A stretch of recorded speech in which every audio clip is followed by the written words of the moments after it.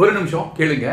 இந்த networking psychology அப்படின்னு சொல்றாங்க. அதுல என்ன சொல்றாங்கன்னா, இப்போ நீங்க புதுசா ஒரு இடத்துக்கு போறீங்க, எல்லா மக்களும் புதுசா இருக்காங்கன்னா ஒருத்தரும் பேசிக்க மாட்டாங்க, ரொம்ப அமைதியா இருக்கும். ஏதாவது ஒரு டிஜே வரதுக்காக வெயிட் பண்ணுவாங்க இருக்கும், இல்லாட்டினா ஒரு மீட்டிங் ஆரம்பிக்கிறதுக்காக வெயிட் பண்ணுவாங்க. அப்போ அந்த நேரத்துல நீங்க என்ட்ரி அங்க கொடுக்குறீங்க அப்படின்னா, அந்த குரூப்பை வந்து கலகலப்பாக்குறதுக்கு நீங்க அந்த குரூப்பை அவங்கள்ட்ட ஓகே, நீங்க உங்களுக்கு பிடிச்ச கேம்ஸை பத்தி சொல்லுங்க, இன்னொருத்தங்க உங்களுக்கு பிடிச்ச சிங்கிங்கை பத்தி சொல்லுங்க.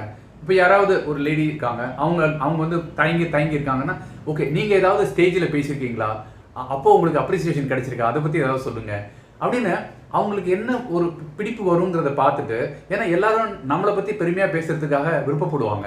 அதை நீங்க உபயோகிச்சு அங்க அமைதியா இருக்கிற குரூப்பை ஒரு கலகலப்பா ஒரு நெட்வொர்க்கிங் பண்ணலாம். இதை வந்து நீங்க முயற்சி செஞ்சு பாருங்க. நீங்க கேட்டுட்டு இருக்கிற உங்களுக்கு இந்த மாதிரி ஒரு சான்ஸ் உங்கள்கிட்ட கிடைச்சா நீங்க எதை பத்தி பேசுவீங்க? கமெண்ட்ஸ்ல கொடுங்களேன். கொஞ்சம் வித்தியாசமா நம்ம அதை பத்தி அலசலாம். தேங்க்யூ.